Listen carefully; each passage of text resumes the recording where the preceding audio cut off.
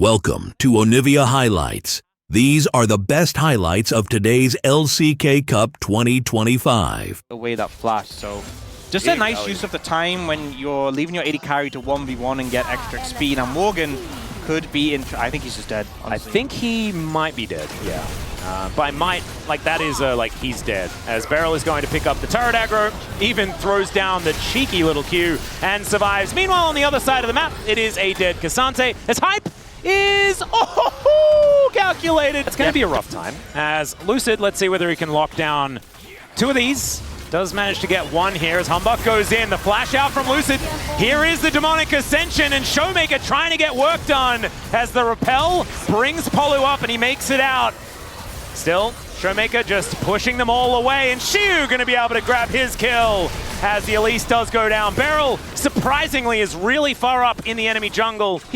But he is not going to be going down this time. There go two of the grubs over to DK. And 2 kills as well. So they're 1 away from a feat of strength, 2 away here for Bro if they can find it. Yeah, the damage just wasn't there, and they're focusing everything onto the Swain, who's so bulky. Just wasn't really going to work. I think also Polu got kind of unlucky. Oh, Arrow going to connect here onto Showmaker. He finds some Sith Lightning onto Hyper as the Never Move pulls him back. But Closer with that Orb of Deception is deceiving nobody because we knew exactly what was going to happen there, and he takes down the Swain. Yeah, good moves, finding an angle. I mean, the thing with Swain is without your ult, you're so much weaker, so it's a good angle to kind of make back what they lost in the fight. Oh, Q looking for another angle here as they're both just diving forward. Q going to miss on the second time of asking. This is what I've missed with Ragdolls. Yeah. Oh my God, aiming, the value. Oh, the as what goes up must come down, ladies and gentlemen, and aiming is going to kill the Elise 1v2. I think Hype was also coming down. He had no flash. I think he was dead regardless. But still, it was funny. It was very funny. As, all right, there's the Vault Breaker flash. Oh my God, the kitchen sink! What did he say to them? I don't know. I mean, to be fair, so DK really speedrunning that one prior to 10 minutes, even though it's only 2 seconds prior. They will be able to lock that one down. Yeah, especially since you now need the 3 kills being a lot slower. Feats of strength coming in. Yeah. Before you'd sometimes have them before anyone even had the tier 2 boots, which, funnily enough, is actually the case here. Dplus have like, is there a Teemo there we don't see? I mean, there always is. Everything's separated by Teemos. Is Lucid going to dive forward onto Humbug?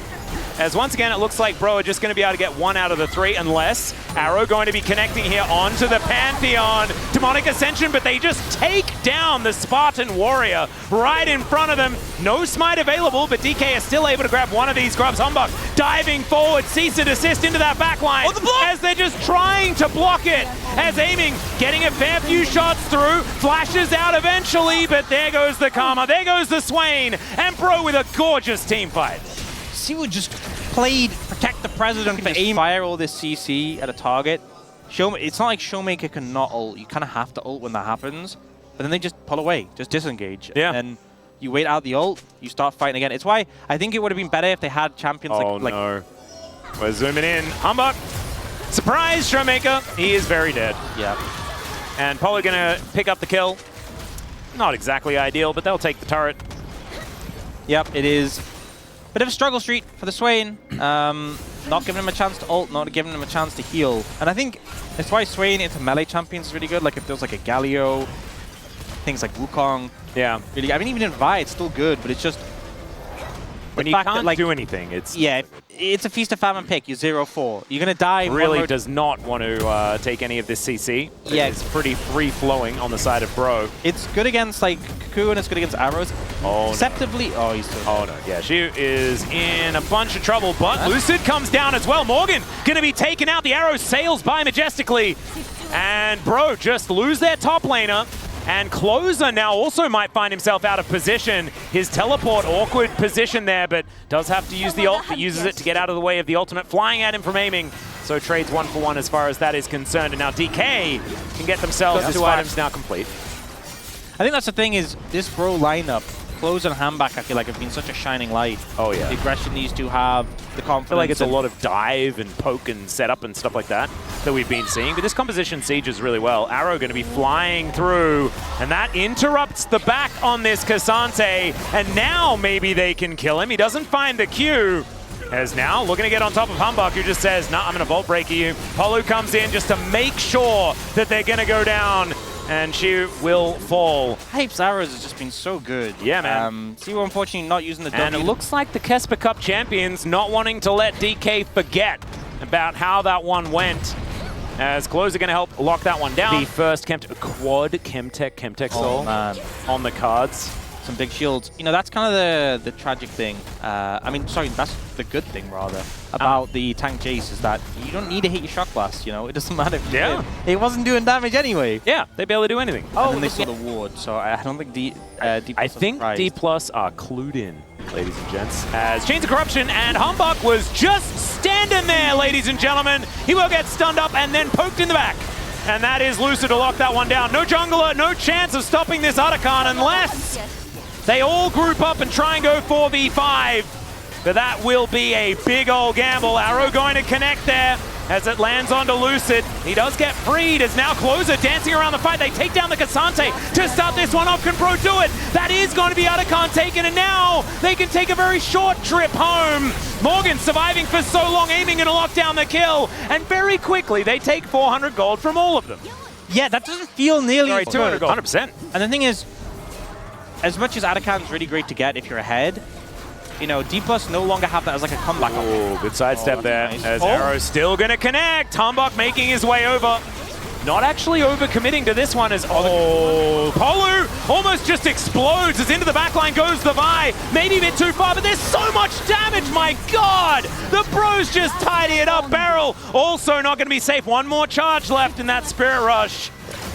As you can see, Dagon going absolutely ballistic here as they push up once again. The inner turret going to be taken down, and the inhibitor turret as well should follow suit. DK, can they defend? It looks like they're not going to defend this inhibitor. Not going to be losing the game right now. 6,000 gold though, and with this composition, and the positivity, and all of that stuff. As DK back out onto the map somewhat as Chains of Corruption going to connect. That's going to grab a cleanse, but the arrow comes in. Lucid now looking to switch targets here as they dive towards Humbug. Never move is good, and they take down the jungler. As DK, they've taken down the jungler before. Charm out from Closer doesn't really connect. He's completely which is not so great. Now without an ultimate available, wants to use that next charge, does so. True damage working very well. Bro definitely weren't ready for a fight there, and Dplus aren't confident enough to go for the Baron on the back of this. They will pick up the Dragon, but it's Chemtech, so you know, it's a small consolation prize. And honestly, Bro can just take that top tier 2 probably, get some vision around Baron, reset, and it's still a good play for Dplus, don't get me wrong. The damage is true Baron, even if she doesn't have like jungle items or anything. Well, they get the vision of it. They're going to stick to it by the looks of things. Morgan diving on in as well. This is certainly dangerous. As Lucid going to move forward, he can get into the pit. Can he get the steal? That's the question. No, they just burst him down. The all-out brings the jungler out of the pit. It's down to 400 as he flashes back in. Closer goes golden, but he's going to get knocked back here. Shiu, can you take down the mid lane of the Ensign? They're doing absolutely nothing here for Showmaker, and they're going to use this Baron buff to push in this bottom lane. Mid lane, I mean, it's still down for another minute and a half.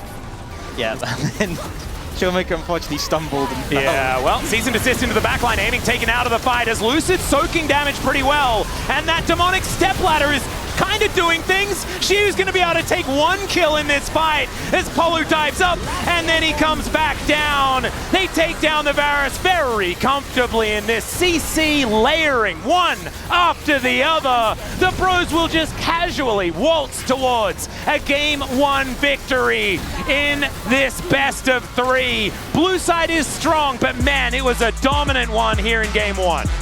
And the thing is, despite their scoreline in groups, after the performance